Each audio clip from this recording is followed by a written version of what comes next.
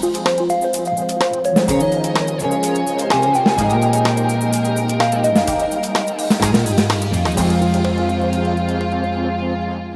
this week we're going to talk about a neighborhood/environmental program, Cool Block, that has encountered some perhaps unexpected friction from other neighborhood groups. So this past Monday, this pilot program called Cool Block was scheduled to receive a $100,000 bit of funding from the City Council on consent without discussion.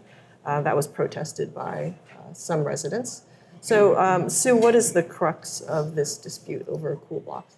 Well, it's kind of interesting. You would think that this would not be a controversial issue, but it really, I think it has the potential to blow up pretty big, just from the feelings that I saw exhibited at the council meeting. Mm-hmm. And, you know, this Cool Block was supposed to basically bring people together. That's what's the goal of the Empowerment Institute, is to empower people. And so the way that they're trying to do that is kind of scale up around particular issues. In this case, it happens to be it's emergency. Their program deals with emergency prep, so-called resilience, community resilience issues, reducing carbon footprint, water savings, things of that nature. And I think the theory behind it, from what I've been told, is essentially what they want to do is get people to utilize existing programs, or at least, get involved in these issues by kind of coming into it together. So, that people become empowered when they work together, when they meet, when they socialize, as opposed to just sitting there and saying at home, I think I'll try to save several thousand pounds of CO2 by my behaviors this year. Right. So the people just don't get to that point. Yeah. And so they had two pilot programs. One was in spring 2016 with 15 people. And then they did another one in the summer of 2017. And I believe that went up to 24 blocks they did. And what they were trying to do is essentially scale up. And now they've come to the council with the idea that it would be a $200,000 program, and they would basically try to get up to 25% of the blocks in the city involved this year. Mm-hmm. And then hopefully they had like a phase two. That's just phase one. Phase two was be going, scaling up until they eventually got all 1,400 blocks involved.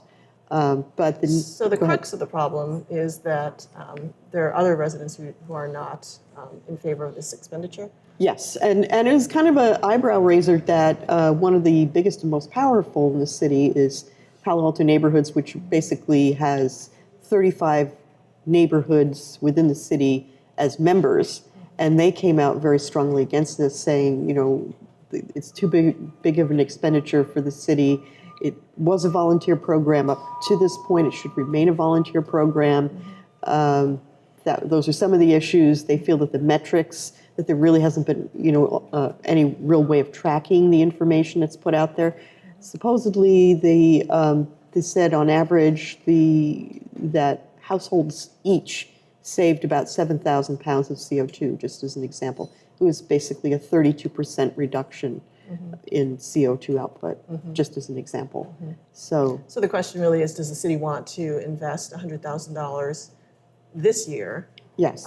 And this phase would end at the end of this year. Right. To get another 300 blocks? Yeah, I think it's another 300 blocks into this program. Or 350. And saving on CO2 and doing other activities. Yeah. And so so you said there's 32% drop. That was based on the second pilot? Based on both pilots, I understand. Yeah. But the issues are, but you have to consider only 15 people involved in the first one. So was it, and compared to hundreds, and compared to 175 before households that were involved. Yeah. So I think probably, people are going to want, they're not saying, some people are saying, it's not that we shouldn't spend the money, but we really need to know what we're getting and also understand that this is only phase one. What happens after that? I mean, there have been some figures thrown around that it could cost up to $1 million that was originally, they had a previous program that the Institute was trying to put out, which was called the Cool Cities Challenge. I think it was a little bit too much to bite off, although they are looking at, I think it's Santa Barbara and maybe Los Angeles are looking at doing this program, or San Diego or something like that. Anyway, Southern California. And they were really going to try to scale it very quickly to get these major reductions within cities and get all these programs going. This is sort of like a subset of that. It's a much more on a micro level, I think, to try to do it. And so the people who have done it have loved the program. They've said it really got them engaged. There were many letters that went to the council. I mean, there was just a huge flurry, especially after Pan put out a letter on, I believe it was March 2nd. They sent the council this letter objecting to it and saying, we have all of these neighborhood groups already. We have lots of volunteers, and they get nothing. And so we don't really feel that we want to see some institute come in here and basically pay one person who's been a volunteer about $75,000 of the money. Like I said before, I should clarify, it's $200,000 is what it would take to run this program for phase one. $100,000 would be what the city would provide. But the other $100,000 is in kind from the Institute itself, which provides its web-based, technologies, research, running the program, so here's the advertisements, devil's and so forth. advocate question. If they've been able to work with 175 households for free up till now, why can't they just keep doing that? Well, I guess the question is people got to eat. And, they are a nonprofit, and I don't see them just, as any group does. They come in and maybe they give you a little twofer. And in fact they did, because they had two pilots, right? So you got a twofer, you got that for free. Yeah. You got to see one how big, one very small. Yeah. You get to see how it works, and then if you like what you see, then maybe you'll buy it. Okay. And where's the buying point? Yeah, that's the buying point. And so, but one of the questions that the residents have raised, and Pan has raised, and a number of other people who are not associated with Pan as well, is you've got this $100,000 for just this 350 households scale up. So what comes after that? So you get a taste of that, and now are you going to, we're just going to drop it after that? Is the city going to be paying more money? I think the plan was for a 4-phase. Yeah, it was supposed to be a 4-year project. Yeah. And so, you can multiply that out. And then one of the questions asked was, okay, so you have let's say we pay $100,000. What are we getting for that? Are we going to be able to take that and then not upscale it to the Institute again, but basically be able to use what we've developed ourselves? What is the city actually purchasing is another question. Do you have any sense of where the council stands on this, or are they going to agendize this to talk about it in the future? They were going to talk about it at their next meeting in April. So they took it off. They took it off consent calendar, and they said they wanted to look into it. And I think there are some council members, probably more the residentialist side, that are. And this is another. There's a big schism between, and who knows what the politics is behind this as well, because there are the residentialists and a woman, Sandra Slater, who is involved in Palo Alto Forward, which is, for housing solutions and transportation issues. There was always a big conflict between those two, and Sandra is the one who has been coordinating and running the volunteer part of it, and could possibly be receiving $75,000 of that $100,000 to be the local manager of the program. So that's what some people have suggested. She hasn't responded to that. She has not responded. I asked her specifically in an email whether or not who would be that person? Would she be that person? And I didn't get an answer on that. So I don't really know. That's just the speculation. Everybody's kind of throwing these bombs at her on this. It's been pretty heated and pretty negative. It's been pretty ugly.